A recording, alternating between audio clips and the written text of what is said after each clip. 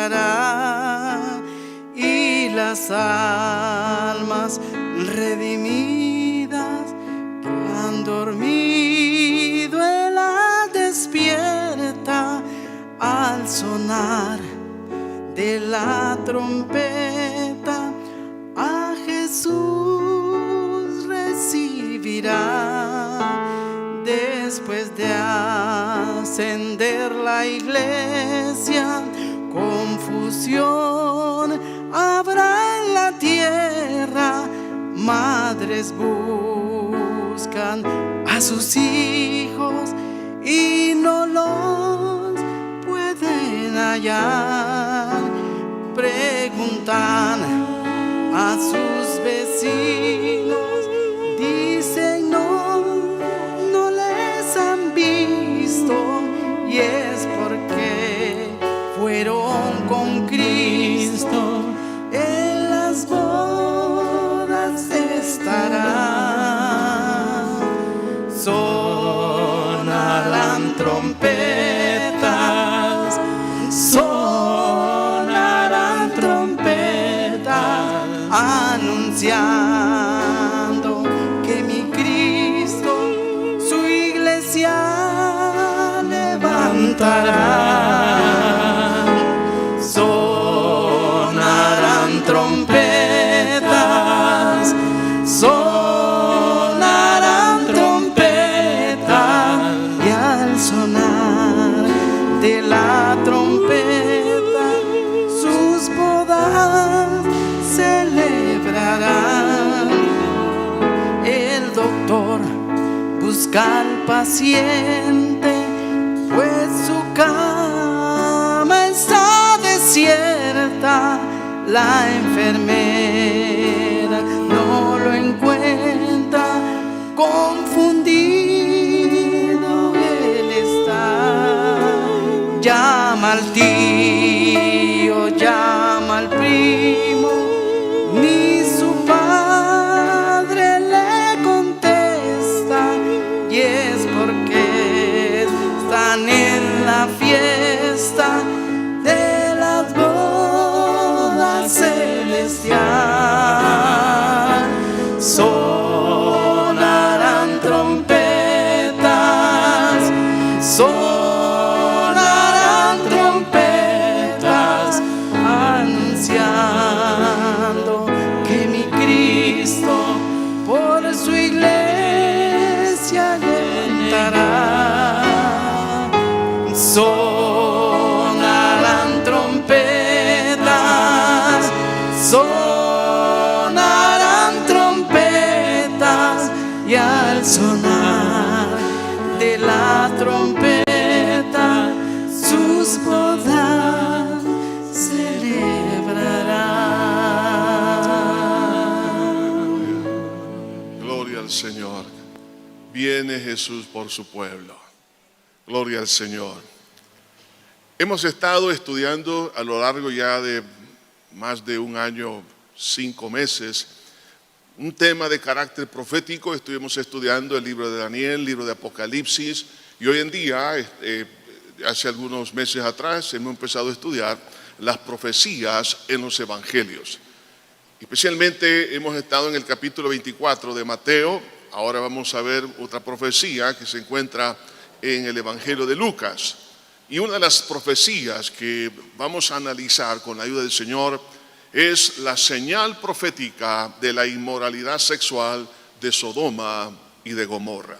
Vamos a orar. Buen Señor, te damos infinitas gracias en esta hora por la bondad que tú nos concedes, Señor, de poder estudiar tu palabra.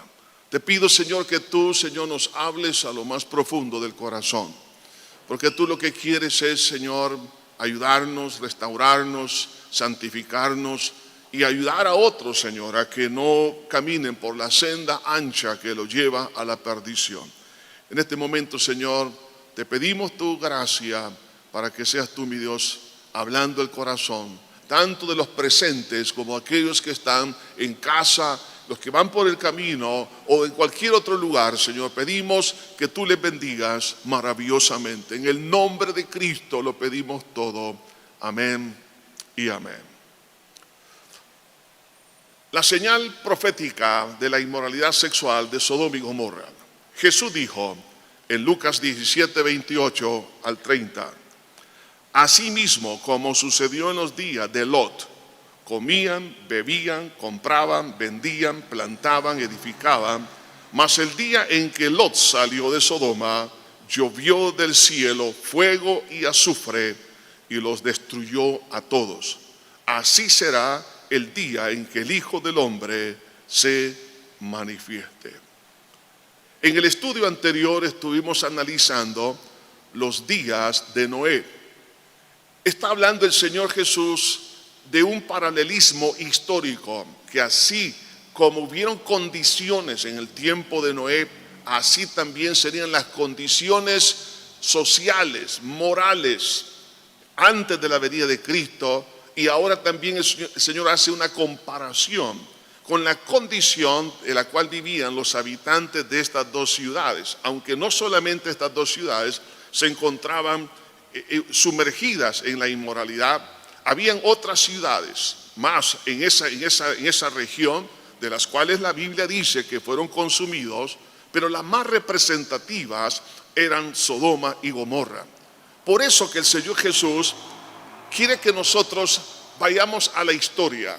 La historia es importante porque, como alguien dijo, el que ignora la historia va a repetir también las condiciones que se dieron para que no suceda lo que le sucedió a otros. Entonces tenemos nosotros que tomar esa advertencia.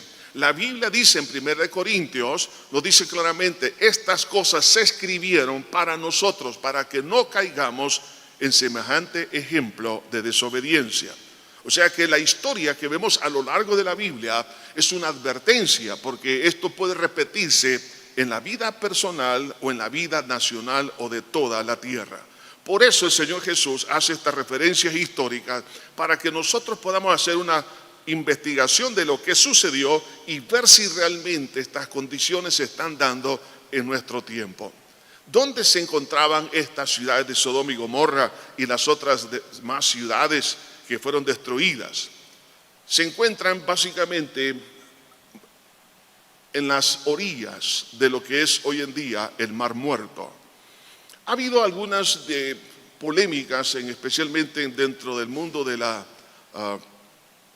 arqueología, porque las dos ciudades de Sodoma y Gomorra a lo largo de los siglos ha sido difícil de identificarla. Porque en las demás ciudades siempre se han encontrado montículos, se han encontrado algunos cimientos de lo que fue algunos templos o de las casas, pero la ciudad de Sodoma y Gomorra, como lo dice la Biblia, fue sepultada con ceniza. Así que ha sido un poco complicado el poder descubrir, pero en los últimos 15 años se han encontrado realmente los vestigios de estas ciudades. Y es por eso que vamos a hablar acerca de estas dos ciudades que fueron destruidas. Algunos han pensado que Sodoma y Gomorra sencillamente es un cuento, es una leyenda. No es una leyenda, hay evidencias y de eso vamos a hablar en un momento. Entonces veamos estas evidencias de la destrucción de las dos ciudades de Sodoma y de Gomorra. Una de las cosas interesantes es que en los alrededores del lugar donde se ubican Sodoma y Gomorra, como también otras pequeñas ciudades que estaban ahí, que menciona la Biblia, permanecen cubiertos, oiga esto, en la actualidad por cenizas y azufre. Sin embargo, cuando ven esta cantidad de ceniza, porque estamos hablando de una buena cantidad, capa tras capa de ceniza, pero no hay volcanes cerca, no existen volcanes. Así que una erupción volcánica queda totalmente descartada como para poder haber sepultado esas ciudades con ceniza. Además de eso, una cantidad de azufre que no existe en otra parte de la tierra. Las cantidades de azufre que se encuentran en ese lugar van más allá de lo que normalmente se encuentra en todo lo que es el planeta Tierra. Y ahí que entonces vemos, por ejemplo, los edificios que fueron encontrados, que son paredes, zuguratis o esfinges, y todos estos edificios están completamente cubiertos de ceniza, distintas del suelo, distintas del suelo y atravesados por una gran cantidad de bolas de azufre, en estas localidades se descubrieron muestras de hierro fundido y dorado. Cuando se encuentran estas evidencias es porque hubo en un momento dado un fuego tan abrasador que llegó realmente a fundir el hierro y el hierro llegó a tomar un color a altas temperaturas, pero tan altas que no es posible a través de de un incendio o de una erupción volcánica que pueda producir una alteración tan grave como es en este caso al hierro. Además de eso, las cantidades de azufre que se encuentran en ese lugar atravesando las paredes, que son bolas que no se encuentran en otra superficie sobre la faz de la tierra. Y por cierto, este lugar en el cual nosotros estamos viendo es el lugar más bajo sobre el nivel de la tierra. Estamos hablando del Mar Muerto en Israel. No existe otro lugar más bajo sobre la superficie terrestre que este lugar. Entonces, cuando se empiezan a ver estas características, las investigaciones han estado ahí haciendo muchos intentos de poder entender por qué y cómo es posible que existan esa cantidad de ceniza, no habiendo volcanes, porque ninguna erupción volcánica puede producir los elementos que se encuentran en ese sector. Vemos el caso de este arqueólogo Philip Silva. Él habla sobre la datación del radiocarbono y de los minerales desenterrados que cristalizaron instantáneamente a altas temperaturas, indican que una explosión masiva, y esto es lo que dicen ellos como también otros, que es una explosión de un meteoro que explotó en la atmósfera, destruyó instantáneamente la civilización en una llanura circular de 25 kilómetros de ancho llamada Middle Gore, ha explicado el arqueólogo Philip Silva.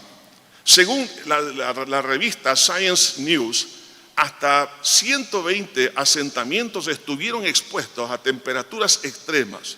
Concretamente se estima que entre 40,000 y 65,000 personas habitaban en Middle Gore cuando se produjo la calamidad cósmica en la Edad de Bronce.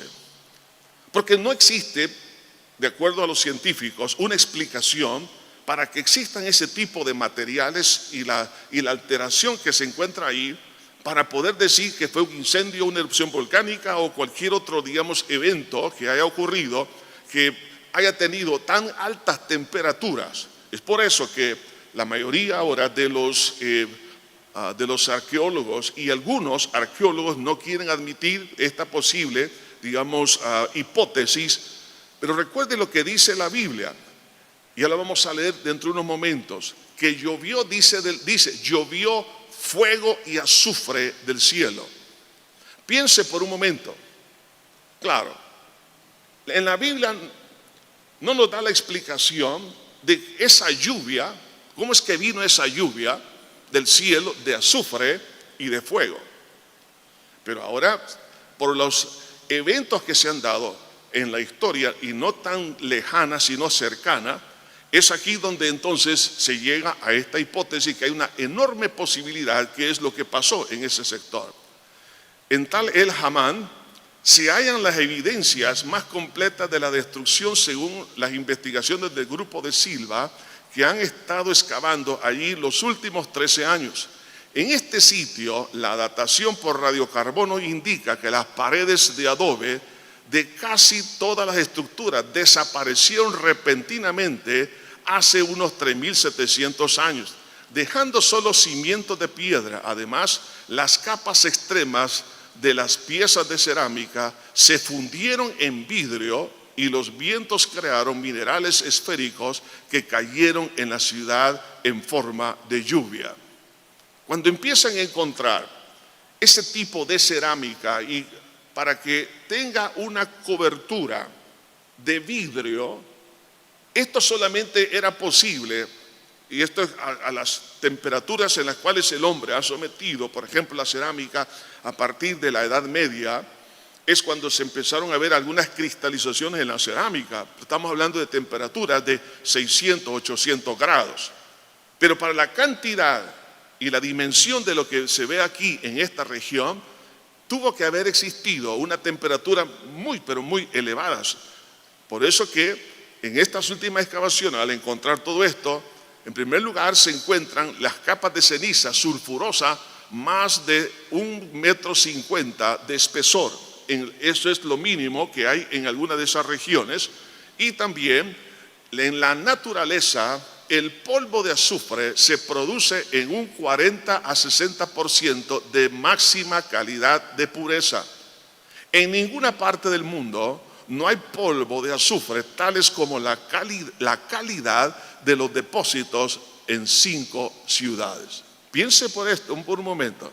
En los restos de esas 5 ciudades que fueron destruidas, en Sodoma y Gomorra y las demás ciudades, la calidad y la cantidad de azufre supera cualquier otra calidad. Por eso que en toda la tierra lo que se encuentra es más o menos en cuanto a la pureza, entre un 40 a 60% de azufre. Pero se encuentran, en el caso del azufre que está allí, se encuentra presionado el azufre en polvo en Sodoma y Gomorra en calidad de un 98% del mundo. Nunca que el polvo de azufre puro pudo haber sido. Por eso que cuando se ve aquí realmente la cantidad y la calidad de azufre es impresionante. Además de eso, han habido hallazgos de las ruinas de Sodoma y Gomorra, huesos calcinados y los huesos aún torcidos por altas temperaturas. En los restos esqueléticos que se encontraron allá en Sicilia por la explosión de uno de esos volcanes, y prácticamente sepultados bajo lo que se conoce como la nube piroplástica de un volcán, las cenizas incandescentes que llegan más o menos a 1000 grados centígrados, pero esa cantidad de grados centígrados no pueden producir lo que se ve aquí. Vemos aquí, en este caso, los huesos calcinados, pero también retorcidos. Lo que se encuentra ya en Sicilia no es comparable a lo que se encuentra aquí en Sodoma y Gomorra. Por eso que entonces la sospecha es, ¿qué es lo que hizo que llegara a tales niveles de temperatura? Recipientes, por cierto, de arcilla cubierta de esmalte verdoso son, en la Edad Media, solo se da a temperaturas superiores a 1600 grados centígrados, como la que ustedes están observando en este momento, superiores a esta cantidad. Pero eso no es posible darse en un incendio ese tipo de temperatura. Además de eso, el esmalte es muy parecido a la trinitita, que es vidrio producido producido en una explosión de una bomba atómica en el año 1945. La trinitita es en el desierto de Libia, producido por un impacto cósmico. Y eso es lo que los científicos están ahora diciendo. ¿Cómo es posible que la trinitita exista aquí en Sodoma y Gomorra? Porque eso solamente se puede producir con temperaturas arriba de los 3000 grados centígrados. Y lo que ocurrió en la bomba atómica en el desierto allá en Estados Unidos, en las primeras bombas que empezaron ellos a producir y a estallar en el desierto, es ahí donde entonces de la arena misma, los vidrios que estaban ahí, los pequeños fragmentos, empezaron entonces a formarse este tipo de, digamos, de elemento. Pero en el caso de la arcilla, era un recubrimiento que se encontró en las arcillas, o sea que estas fueron sometidas a altísimas temperaturas. De ahí que entonces cuando la Biblia habla que cayó fuego y azufre, el fuego por combustible no alcanza las temperaturas para producir los efectos de los hallazgos arqueológicos. Y esta sedimentación que se encuentra en esos sectores de pura ceniza, o sea, que ¿de dónde vino esa ceniza? ¿Cómo es posible que exista esa ceniza ahí? Ahora, solamente con una temperatura sumamente elevada. De ahí que entonces, lo que los científicos están llegando a decir es que hubo una explosión cósmica. Por ejemplo, en el año 1908 hubo una explosión cósmica de un meteoro a velocidad de Mach 5 en la Siberia superior a 5 megatones fue la explosión. Ese meteoro estalló de tal manera en la atmósfera que generó un calor y una onda de choque que derribó 80 millones de árboles. 80 millones de árboles los derribó. Es posible que esto haya sucedido en Sodoma y Gomorra. Vemos también, y no es una historia muy antigua también, como el caso que también en Rusia, pero ya en el año 2013, y ustedes recordarán esta noticia, que explotó también un meteorito en Rusia. Y claro, era de dimensiones, eran pequeños, pero la explosión fue tan impactante que empezó a romper vidrios y levantar techos por todas partes. Entonces lo que dicen los científicos es esto, que un meteoro al entrar a la Tierra lo que hizo fue una explosión de tal manera que empezaron a caer pequeños fragmentos cabalmente de azufre con fuego. De ahí que entonces encontramos realmente este panorama calcinado.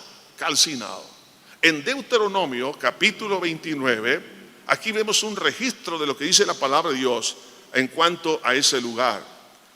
Azufre y sal abrazada toda su tierra, no será sembrada, ni producirá ni crecerá en ella ninguna hierba, como sucedió en la destrucción de Sodoma y de Gomorra, de Adma y de Seboim, los cuales Jehová destruyó en su furor, en su ira. Entonces vemos acá que el azufre que menciona la Biblia ahora es una evidencia que se encuentra en esas tierras, pero en cantidades impresionantes.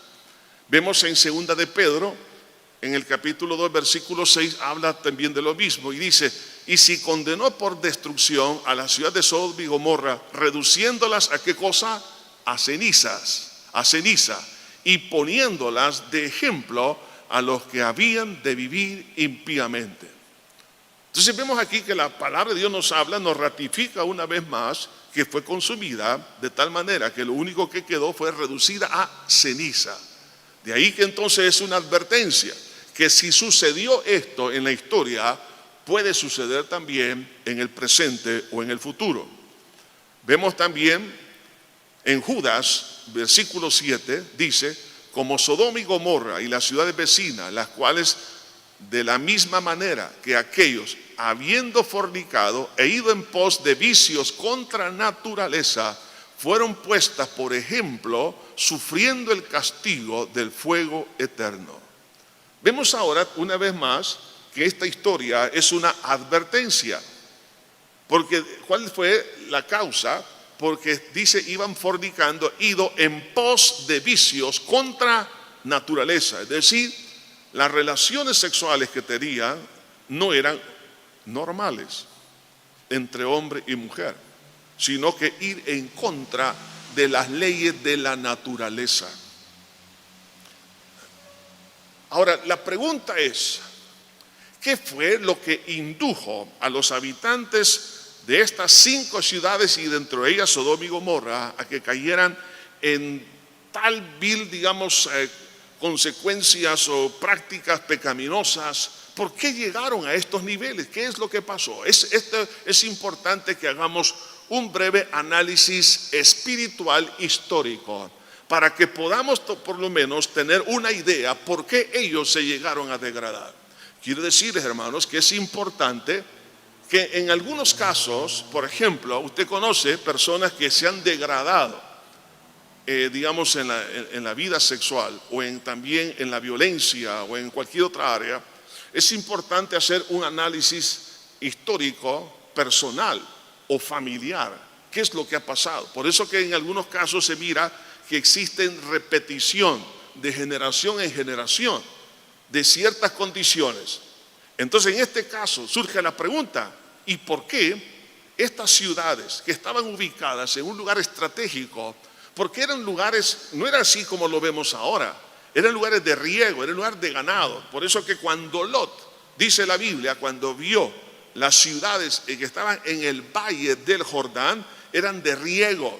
Por eso él prefirió irse a ese lugar, porque tenía abundante ganado. Entonces él quiso llegar a este lugar porque era un lugar fértil. El problema es que hoy en día no lo es. Vamos viendo esa situación, es porque hubo aquí un juicio. Ahora, la pregunta es, ¿qué fue lo que hizo que estas ciudades llegaran a estos niveles de maldad? Para eso hagamos este breve análisis histórico. Hagamos este análisis del trasfondo de la herencia espiritual, tanto de Sodoma y Gomorra. Los que habitaron en esta región de la tierra fueron los descendientes de uno de los hijos de Noé, llamado Can. Y su hijo, uno de sus hijos, nieto de Noé, se llamó Canaán.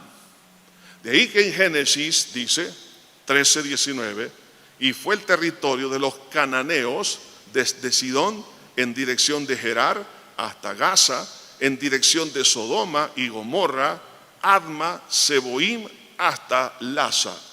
Vemos aquí cuáles fueron las regiones que los cananeos habitaron, es decir, los descendientes de Cam. ¿Quién fue Cam? Usted recuerda, Cam fue aquel hijo que fue maldecido porque vio, oiga esto, y se burló de la desnudez de su padre.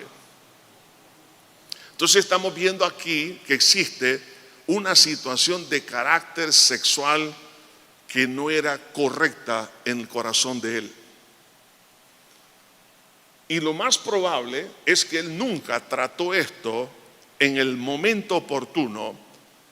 Entonces, por eso que este hombre luego, claro, cae bajo la maldición. Y vemos cómo los cananeos, descendientes de Cam, empiezan a formar este tipo, digamos, de patrones por las prácticas de carácter sexual. Las costumbres de los cananeos, según lo que dice aquí la escritura, y el cananeo y el fereceo habitaban entonces en la tierra. El diccionario hebreo de Strong, la palabra cananeo lo describe como mercader, lo describe como traficante. De ahí que entonces el término cananeo llega a ser símbolo de mercader. Ahora, esto no es el problema. El problema es que la herencia que empezaron ellos a recibir de sus padres, la empezaron ellos entonces a practicar. Y todo tiene que ver con el culto que ellos tenían. El pueblo cananeo adoraban principalmente a tres de sus dioses, Dagón, Baal y Asera. Entonces hagamos un breve análisis de estos dioses que ellos tenían. En primer lugar, veamos el caso de Baal. La palabra semítica que significa, Baal significa, Señor es una palabra semítica, o dueño. Para ellos era el dios principal, considerado el padre de los 70 dioses. Tenía una asociación con la diversidad de aspectos de la fertilidad. Vea bien esto, habla de fertilidad humana, animal y vegetal.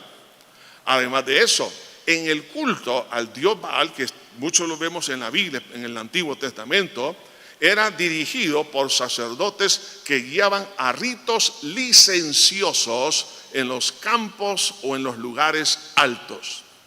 O sea que la práctica idolátrica de ellos era acompañada con prácticas de inmoralidad sexual. Antes que llegara Abraham a esa tierra, este tipo de prácticas ahí estaban. Y vemos que cerca del altar de Baal, y esto es según los descubrimientos que se han hecho, es que había un árbol o un poste sagrado, era erigido a la diosa Astoret, que era, por decirlo de esta forma, era la consorte de él, ¿no? Estos son los que se llamaban los postes cúlticos de Astoret, la contraparte femenina de Balaam.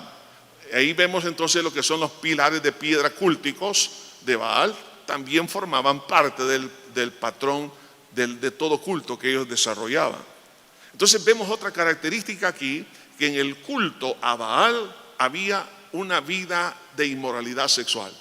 O sea, habían aberraciones sexuales en los templos en la adoración a este Dios. Veamos el otro Dios que ellos tenían, los cananeos, el Dios Dagón. El Dios le llamaban el Dios de las cosechas, oiga otra vez, fertilidad, ya tiene que ver con la parte sexual. La raíz de la palabra está relacionada con otra que en hebreo significa grano. Los filisteos, que fue un pueblo marinero en sus inicios, lo adoptaron como deidad principal después de asentarse en Canaán, donde era adorado antes de su llegada. Lo representaban con un torso y cara de hombre y cuerpo de pez en su culto, que venían desde tierras de Siria y Mesopotamia. Oficiaban una especie de profetas que emitían los oráculos en estado de éxtasis.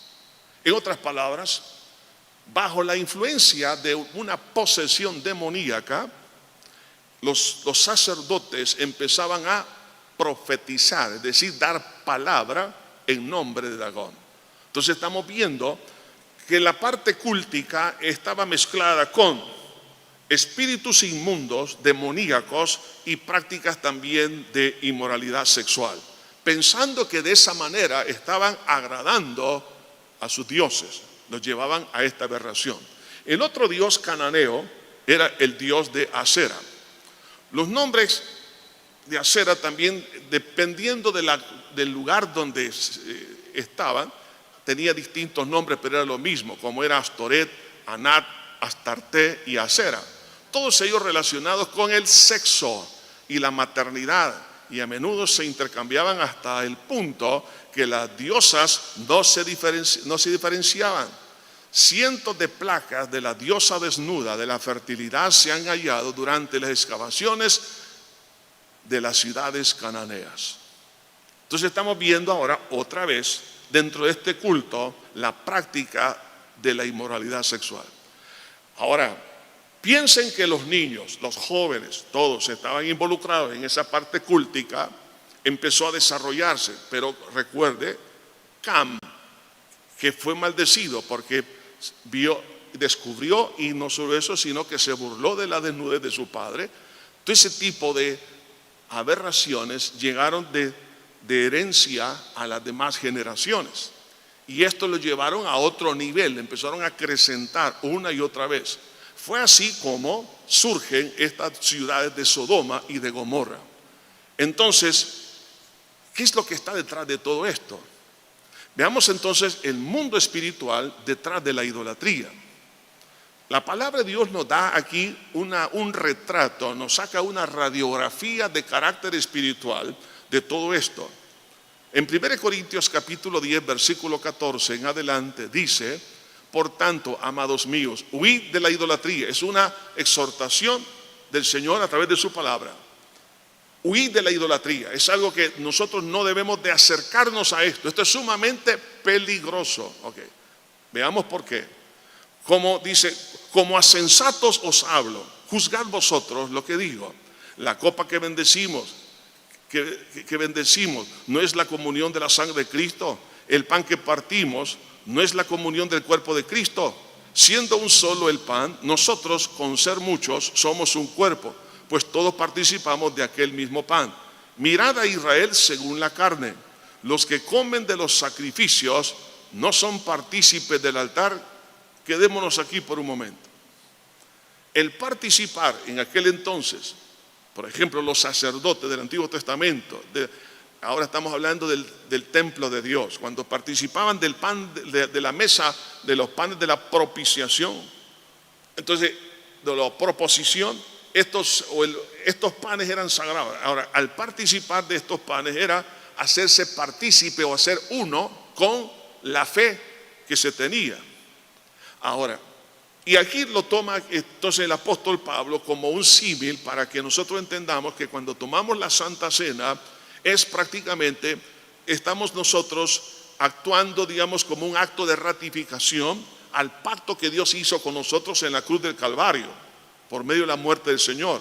Por eso es que cuando participamos del pan y del fruto de la vid, estoy yo ratificando mi convicción y haciendo mío esa fe. Ahora bien, en el caso contrario, cuando se participa de algo que está dedicado a los ídolos, vean lo que está detrás de ellos. Dice más adelante, versículo 19, ¿qué digo pues? Que el ídolo, y pensemos los 3 ídolos que acabamos de analizar brevemente, ¿qué digo? Dice que el ídolo es algo, o que sea algo lo que se sacrifica a los ídolos. Antes digo que lo que los gentiles sacrifican, oiga esto, a los demonios los sacrifican y no a Dios. Y no quiero que vosotros os hagáis partícipes con los demonios.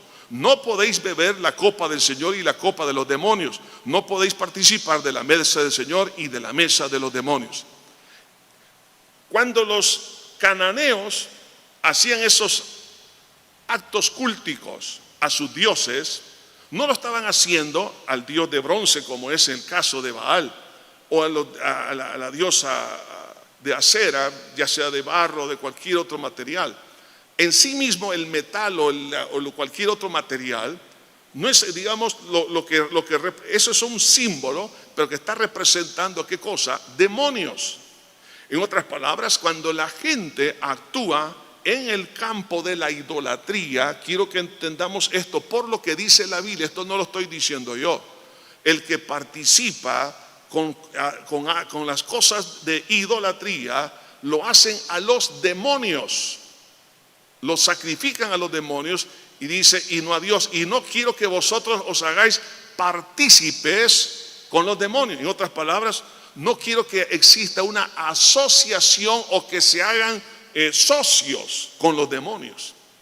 Eso es lo que está diciendo aquí la Escritura. Entonces, cuando esta gente, los cananeos, empezaron a hacer esos cultos, lo que estaban haciendo era, entraban en una posesión demoníaca para actuar con tanta, digamos, aberración.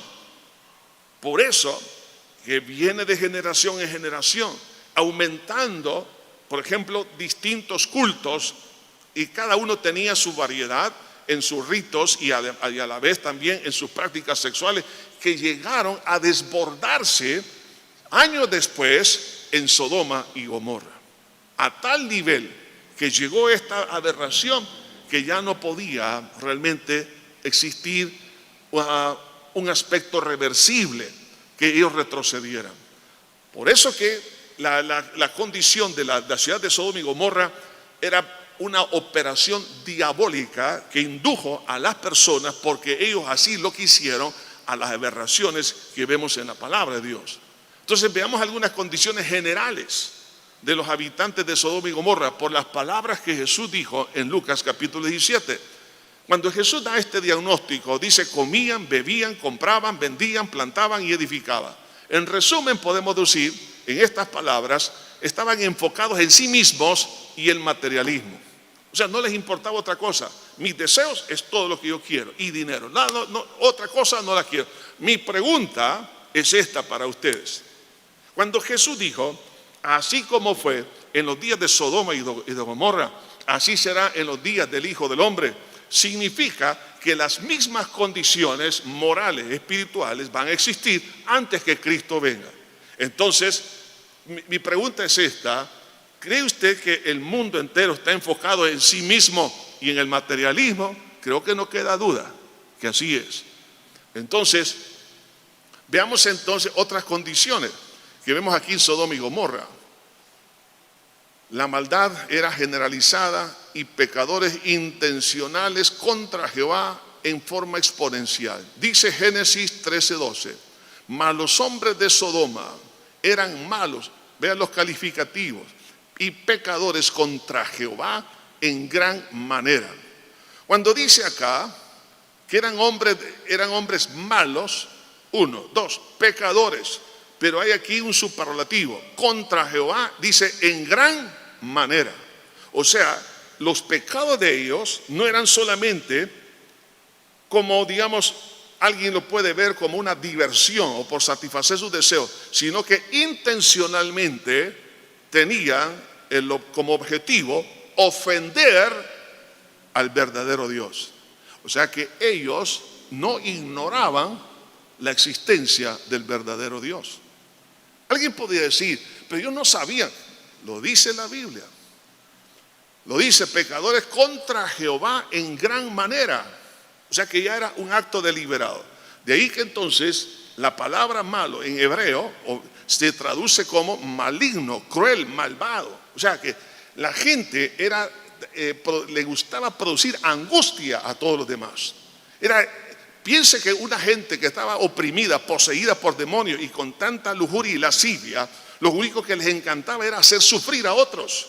Además de eso, cuando menciona aquí la palabra pecadores, de la palabra hebrea, lo que significa es que intensivamente era un pecador. O sea, no era una persona que pecaba solo porque tuvo un desliz, ¿no?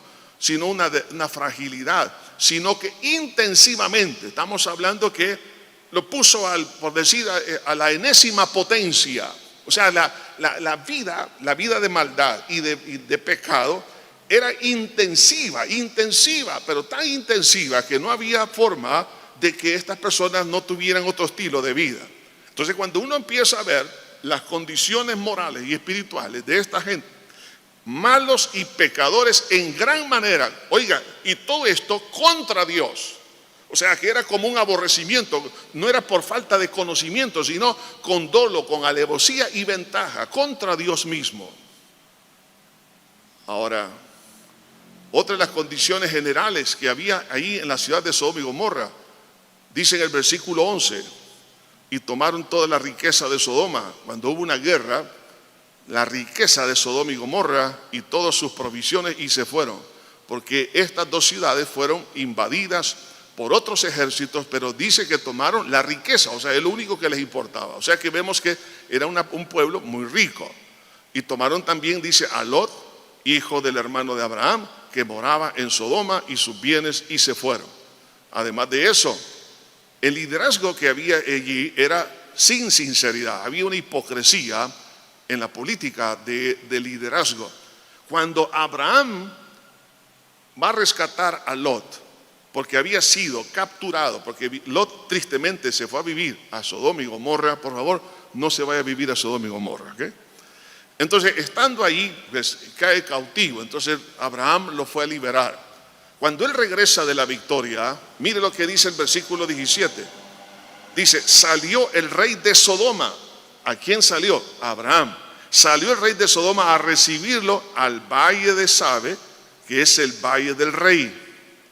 Vemos ahora, vea, la pregunta es, ¿por qué salió el rey de Sodoma a recibir a Abraham? Porque lo vieron a él como, claro, el libertador, ¿no? Porque liberó no solamente a su sobrino Lot, sino a todos los que habían sido llevados cautivos. O sea que Abraham era de las fuerzas especiales de Dios, ¿no? Era de las fuerzas especiales. Pero dice, entonces el rey de Sodoma dijo a Abraham, dame las personas y toma para ti los bienes. Pero dijo Abraham, nada tomaré de todo lo que es tuyo, para que no digas, yo enriquecí a Abraham. Abraham la captó rápido. Dijo, no, dame la gente, quédate con las cosas. Estamos hablando de esas cosas contaminadas. Estamos hablando de que esto era una trampa del diablo.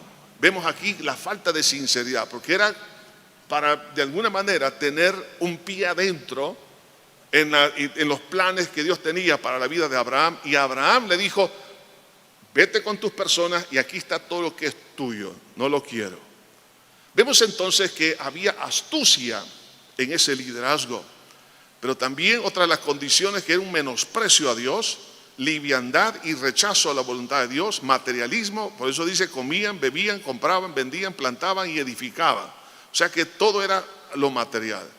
Y otra condición es que hay una unión pluralista, mixta y perversión sexual en una forma, hermano, que no se puede medir. Entonces, todo en las prácticas de la vida sexual de esas ciudades era realmente tan aberrante, era algo que nunca antes se había visto y llegó a unos niveles insospechables. Ahora bien, ¿cuál fue el diagnóstico de mi Señor Jesús sobre las condiciones de Sodoma y Gomorra en Lucas 17:28? En ese versículo, dice, ahí el Señor nos habla aquí prácticamente de esto: menosprecio a Dios, liviandad, indiferencia, maldad, violencia y corrupción. Mi pregunta, ¿Existen estas condiciones en forma actual? ¿Están hoy en día en medio de nuestra sociedad salvadoreña? ¿Existen estas mismas condiciones a nivel global? Pues claro que sí. Ahora, este pueblo fue advertido por Dios. Cuando Abraham fue a rescatar a Lot, también liberó a los reyes de estas 5 ciudades y liberó a la gente también. O sea, fue un rescate impresionante. O sea que era un acto de la gracia de Dios en poder darle una oportunidad a los habitantes de Sodoma y Gomorra, que ellos fueron liberados. Pregunto, ¿cuántos han sido perdonados de sus pecados? ¿Cuántos han sido liberados? ¿Cuántos han recibido un acto de la bondad de Dios? ¿Cuántos no han tenido, por ejemplo, la bondad de Dios, que en un accidente automovilístico era de muerte, pero no murió? Médicamente quizás algunos estaban ya desahuciados. Sin embargo, Dios los sacó. Ahora, ¿por qué Dios hace estas cosas? Porque Él lo que quiere es redarguirnos y que recapacitemos. Lo triste es que estas ciudades, a pesar de haber tenido un acto de misericordia por parte de Dios, ellos no aprovecharon esto. Por eso vemos aquí la indiferencia de los habitantes de Sodoma y Gomorra de su liberación por Abraham como un acto de la gracia de Dios. O sea, ellos realmente sí, me liberaron, pero bueno, no quiero otra cosa, no quiero a Dios. Hay personas que Dios los ha sacado de la cárcel, los ha sacado de problemas financieros, los ha sacado de la muerte física, los ha liberado de muchas cosas, como un acto de amor para que recapacite y retroceda. Pero muchos no quieren hacer eso. Y esto es lo que pasó. En otras palabras, la destrucción de la ciudad de Sodoma y Gomorra no fue porque Dios no le dio oportunidad, sí se la dio. ¿Y quién era Abraham? ¿Quién era Melquisedec? Que estaban ahí. Claro que ellos lo conocían. El punto es que ellos no recapacitaron y sabían que Abraham era siervo de Jehová, contra quien ellos habían pecado abierta y deliberadamente. Entonces, lo que estamos viendo acá es que cuando Dios emite un juicio, no es de la noche a la mañana. Dios da oportunidad, extiende su misericordia, hace un milagro, hace hace el otro, para que la persona recapacite, los pueblos, las naciones recapaciten y luego se vuelvan a Dios. Pero ellos no lo aprovecharon. De ahí que la liberación de los habitantes de Sodoma como un acto de la gracia de Dios para que creyeran en el Dios de Abraham, la perdieron la oportunidad, la perdieron. Por favor, todos los que me escuchan en esta hora, piense de dónde Dios lo ha sacado, de dónde Dios lo ha guardado. Si Él lo ha protegido, es para que recapacite. Si no está en el infierno ahora, es porque Dios lo ama. Si Dios le ha mostrado la misericordia, es para retroceder, no para acelerar en la vida pecaminosa. Me recuerdo una vez una persona que me dijo: pastor, ore por mí, porque me dijo el médico que tengo cirrosis y que la próxima vez que entre en una borrachera me muero. Y a mí se me ocurrió hacerle una pregunta, aunque era ilógica, porque todos esperamos que si me sana es para que ya no siga bebiendo. Y yo le pregunté: ¿para qué quiere que Dios lo sane? Y él me dijo: para que en el siguiente trago no me muera. Yo me quedé con la boca abierta. O sea, quería que Dios lo sanara para seguir de bolo, de borracho. Entonces, ¿cuántos están actuando de esa forma? Y eso es lo peligrosísimo, peligrosísimo. Mire, Dios nos guarda. Yo sé que muchos han muerto en nuestro país y en otros países de terremotos, inundaciones, tantas cosas que suceden. Pero ¿por qué estoy vivo? Démosle gracias porque Dios es bueno. Pero no abusemos de la gracia de Dios. Ahora, con estas preguntas vamos a terminar. ¿Cuándo es que el justo juicio de Dios se manifiesta? según Génesis 19. En primer lugar, cuando ya no entienden el mensaje de misericordia en el pasado, es lo que estamos hablando. Cuando ya la gente ya no entiende por qué Dios ha tenido tanta misericordia y Dios le ha advertido una y otra vez, le ha conservado su trabajo, lo ha vuelto a resucitar quizás, o lo ha vuelto a sacar de un estado de coma, lo ha vuelto a sanar, lo ha vuelto a hacer esto, pero usted sigue, tenga cuidado, porque usted está estirando el hule hasta el punto que ya no tiene forma de retroceso. El otro factor es cuando la corrupción ha llegado hasta los niños como a los adultos. En Génesis 19:4 dice la Biblia: pero antes que se acostasen, rodearon la casa los hombres de la ciudad, los varones de Sodoma, todo el pueblo juntos, desde el más joven, oiga esto, desde el más joven hasta el más viejo. Lo cual indica que la perversión sexual, ¿qué es lo que querían ellos? Tener una relación masiva homosexual, abusando a dos hombres que habían llegado a la casa de Lot. Desde el más viejo, del más joven al más viejo. O sea, cuando la inmoralidad, la homosexualidad llega a todas las edades y llega a ser generalizada y que estén totalmente embebidos en todo esto, de tal manera que lo único que quieren es perversión, y que los niños lleguen a participar de esto, eso es señal de que el juicio está cerca. Sé que lo que estoy diciendo para muchas personas será un poco chocante o muy chocante, pero es un llamado de advertencia. Cuando usted mira una luz amarilla en la carretera o en la calle, es la luz del semáforo, es con el objetivo que baje la velocidad porque viene la luz roja, porque puede ser mortal. Ahora, este tipo de enseñanzas es para que usted tenga precaución, no siga adelante. Si ya esto en la historia se ha dado, se va a dar. Si Jesús dijo que esto se iba a dar, entonces usted, por favor, atienda el llamado de Dios. No se deje engañar, no siga en ese camino, porque cuando llegue a cruzarse la luz roja, es decir, cuando usted muera y muere en pecado o vienen los juicios de Dios, no se va a poder escapar. Además de eso, cuando la desviación sexual está generalizada y no tiene retroceso a lo natural. Por eso que en los versículos que siguen, nos habla aquí del versículo 5, dice: y llamaron a Lot y le dijeron: ¿dónde están los varones que vinieron a ti esta noche? Sácalos para que los conozcamos. Entonces Lot salió a ellos a la puerta y cerró la puerta tras sí y le dijo: os ruego, hermanos míos, que no hagáis tal maldad.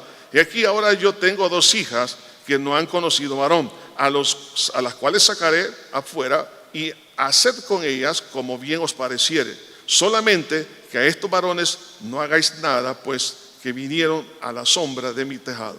Y ellos respondieron: quita allá. Y añadieron: vino este extraño para habitar entre nosotros y habrá de erigirse en juez. Ahora te haremos más mal que a ellos. Y hacían gran violencia al varón, a Lot, y se acercaron para romper la puerta. Vea esto. Claro, lo que estaba haciendo Lot no era correcto con sus hijas, pero no les gustaban las mujeres. ¿Se da cuenta? No queremos mujeres, lo que queremos son hombres. Cuando llega a tal nivel, tan generalizado, y ya no piensa en retroceder, esto es, hermano, una luz más amarilla en el camino, cuando ya no tiene retroceso a lo natural, no a lo antinatural. Además de eso, cuando no hace caso a un juicio preliminar y sigue ciegamente la pasión desenfrenada. En el versículo 10 al 11 dice: entonces los varones alargaron la mano y metieron a Lot en casa con ellos y cerraron la puerta. Y a los hombres que estaban a la puerta de la casa hirieron con ceguera desde el menor hasta el mayor, y de manera que se fatigaban buscando la puerta. Los ángeles cegaron a esta multitud. Mire, los ángeles tenían poder para destruirlos, pero fue una advertencia. Los dejaron ciegos a todos. Y aún ciegos, oiga esto, era tanta la lujuria. Lo más sensato era, hey, ¿por qué me quedé ciego? ¿Por qué no puedo ver? ¿Quién me apagó la luz? Pero no, aún ciegos querían entrar, querían buscar la puerta, andaban buscando la puerta para entrar, para violar a estos ángeles. Entonces vemos que cuando no hacen caso a un juicio, es decir, hay una advertencia, ya les tocó a su cuerpo, les tocó su cuerpo, y aún así sigue neciamente, cuidado, va por mal camino. Además, cuando peca con deliberalidad, persistencia y obstinación y no se arrepiente, cuando no quiere oír consejo. Eso es lo que vemos ahí en Lucas 19:11, cuando lo que Jesús habló. Cuando la gente ya dice, oye, deja mi vida, yo así la quiero vivir, no me importa lo que dice Dios, no me importa lo que dice la Biblia, yo voy a seguir como yo quiero. Entonces no hay otro remedio. Cuando Dios sabe que no existe retroceso, es ahí entonces el juicio. Hermanos, este tema no lo podemos desarrollar en una sola sesión. Seguiremos en la próxima hablando de la segunda parte, porque es sumamente vital e importante una señal como esta y todos los demás otros detalles que menciona la Biblia. ¿Por qué razón? Porque si no existe atención en las autoridades educativas, gubernamentales, en los colegios privados, en las iglesias, en la familia, si no existe atención a lo que Dios dice y cada quien quiere hacer lo que bien le parece, recuerde que entonces lo único que espera es juicio.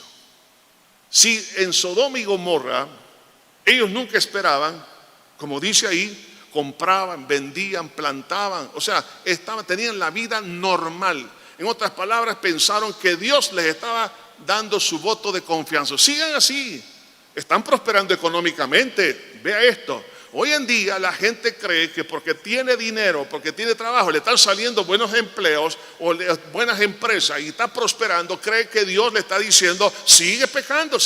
No es cierto. Eso es lo que pasó en Sodoma y Gomorra.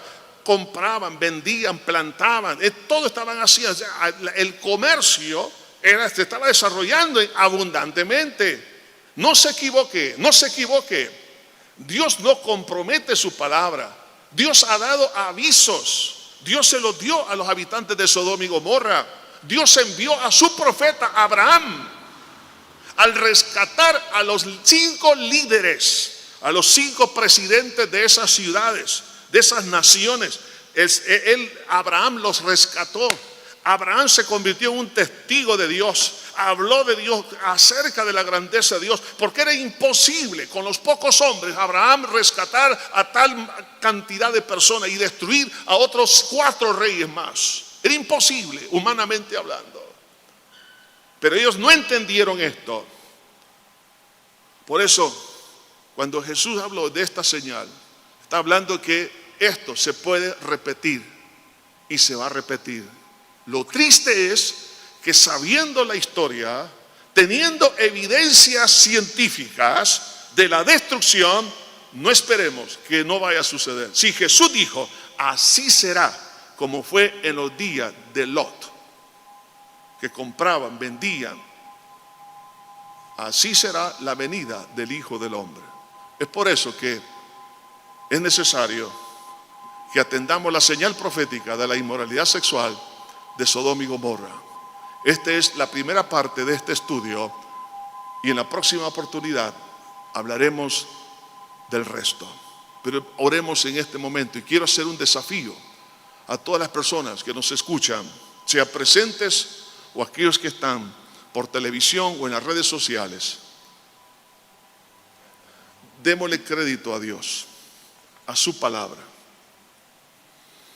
No trate de engañarse por las leyes que dictan los gobiernos, por las opiniones de los organismos internacionales, de un maestro, de un amigo. Dios tiene una ley, su palabra. Y es como de esa manera tenemos que regir nuestra vida.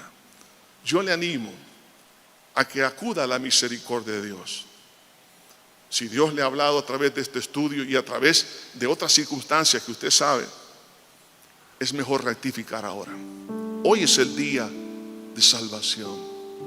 No espere que mañana pueda usted librarse.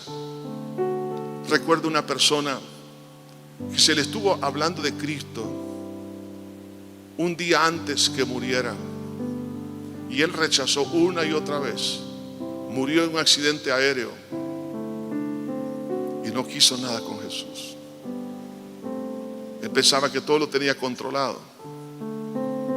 ¿Cuántas personas hoy en día pensaron que tenían más tiempo y no lo tuvieron? Y dice mañana, y el mañana nunca llegó. Usted y yo no tenemos seguridad ni siquiera del próximo segundo. Este es el día de salvación. Dios puede perdonar todo pecado. La inmoralidad sexual es pecado.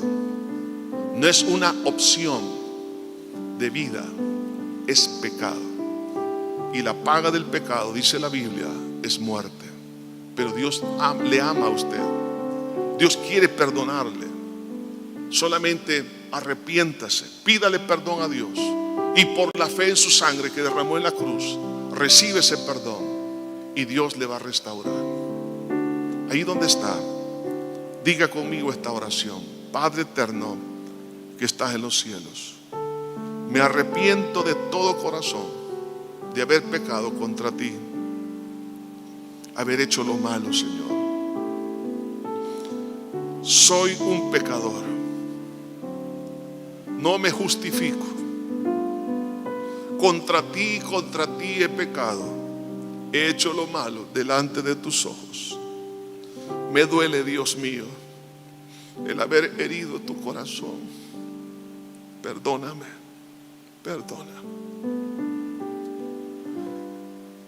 Lávame con tu sangre que derramaste en la cruz. Límpiame de toda mi maldad. Perdóname por echar a perder mi vida y la de otros. Pero ten misericordia ahora. Te abro mi corazón y te recibo como mi único Salvador y Señor de mi vida. Por la fe en tu sangre recibo el perdón y rompe toda atadura, Señor, que haya en mi vida. Límpiame más y más, Señor, de toda mi maldad. Gracias, Jesús. Gracias, Jesús.